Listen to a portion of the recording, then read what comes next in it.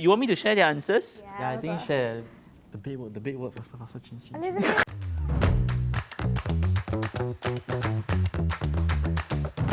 Hi, my name is Aaron Ang and I'm the Chief Executive for Cyber Youth Collective at Cyber Youth Singapore.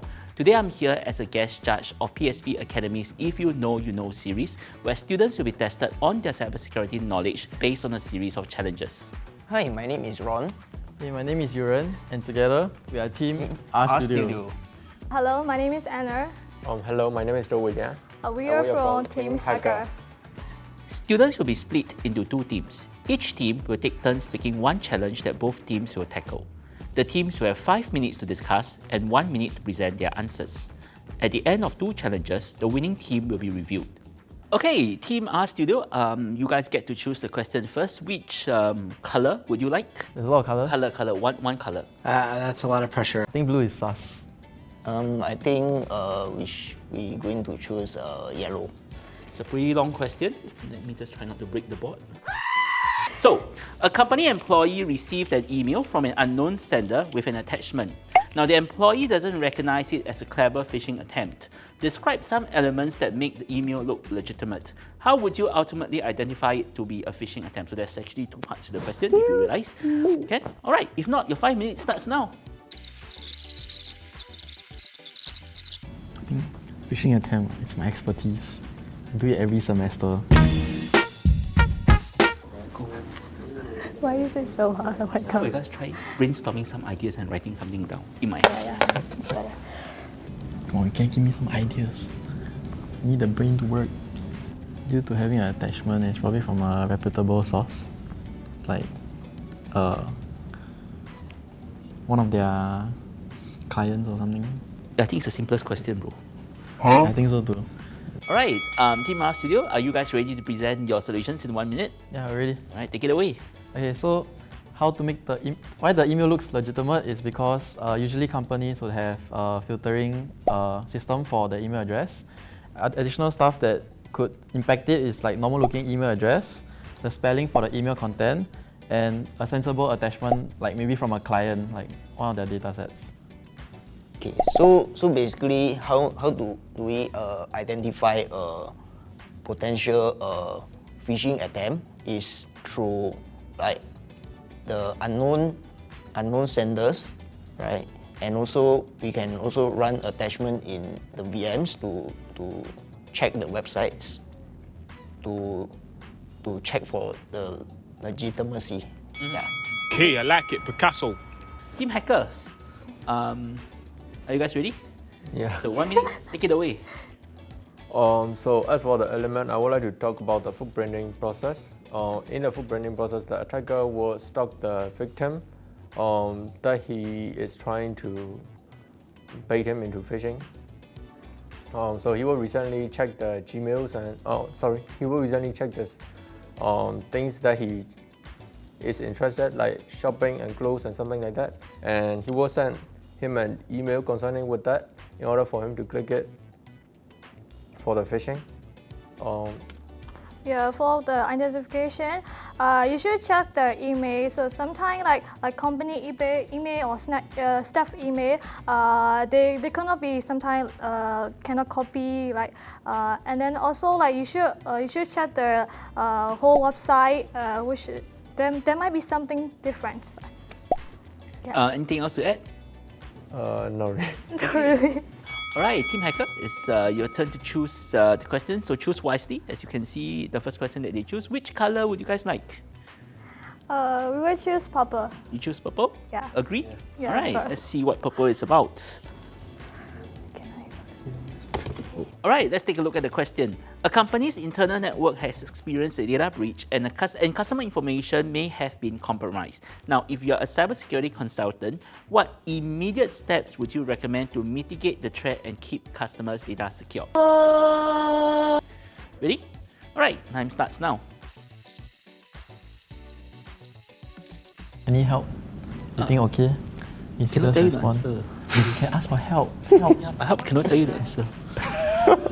But you look very confident in You your... can leak some stuff for us. Leak some stuff? Yeah, I'm Like what, sending leak you water, a give phishing you- email right now. What? I'm sending you a phishing email right now. You need to leak data. Oh, okay. But I'm a cybersecurity person, so Oh, no. I'm supposed to be safe. Not everyone is safe. All right, that was a pretty intense discussion right there. So I hope you guys are ready to present your answers. Maybe Team Hacker, you guys have 1 minute. Then after that, you'll be up to you guys, right? So please go ahead. Okay, so the first step is like if the data is from like a website, you have to first thing is disconnect the server. And after that, isolate the data that have been exploded, and then your times. So as for the securing data, we can use encryption on the files and database, so that even if the server is compromised, they can take the data immediately. So as for another thing that we can use is DMZ, demilitarizing network. So as for that, we can book the server on the front end so that the user can interact, and we can put the database on the back end so that there is no vulnerabilities like SQL injection or something like that. So the last step is No! God, please, no! No! All right, I'm sorry, your time is up. Apologies you didn't get to finish, but that's a pretty good answer. So now it's your turn. 1 minute. Let's go. Okay, so for our answers, it's when your data is compromised, you want to put in your incident response plan. After that, you want to disconnect the network from the internet, and then you want to isolate the data basically. So the next thing you probably want to do is to scan for any vulnerabilities, update your firewall on any suspicious packets, and look for backdoors that the attackers might have. So after that, we will look at encrypting the data and also informing the customers. So after that, then the company will update the security policies. Then also like do regular audits, and also to train the employees. Okay. So overall, we've covered like what to do in terms of a data breach, and then what to do in the future to prevent these data breaches from happening. All right, so this question basically looks at the incident response framework, whether the priority of the incident response steps are correct, whether the steps are comprehensive enough. So we'll know which team has a better estimation of the process towards the end of this show.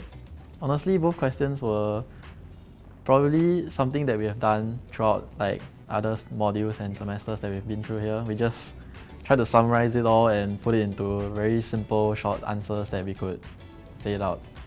We have a lot of fun. We really thinking so much about like a little bit, and like overthinking. It is just the question is too long, so like we think very overly. So like we should just like relax and think. It's the first thing we should do, but we just think like rashly because a little bit time, that. All right, it's now time to announce the winners for today's little game show. And the winner is Team R Studio. Winner! Well done, guys. Amazing job as well, Team Hacker. I think that they did a really good job also. Yeah. Even though I think we just barely won, honestly. Yeah, they were more detailed. I think if they had more time, they probably do a better job. Yeah, everyone's input was very helpful. So it gives me a lot of ideas and hints on how to approach the problems and how to answer them. One of the things that really impressed me, I think, was the ability for them to synthesize the knowledge they have learned and put it to real-world applications. So that's how it's like in the in the marketplace. That's how it's like in the industry. No one is going to tell you, oh, this is a problem that is related to incident response. You really need to actually go in, understand the facts of the situation, and then bring out that knowledge that you have learned in class, in school, and actually apply those facts to the knowledge as well. So that's something that is really impressive, and I think it's something that's really necessary for a career in cybersecurity as well. And with that, we've come to the end of the third episode of If You Know, You Know. See you in the next episode. Bye! Bye!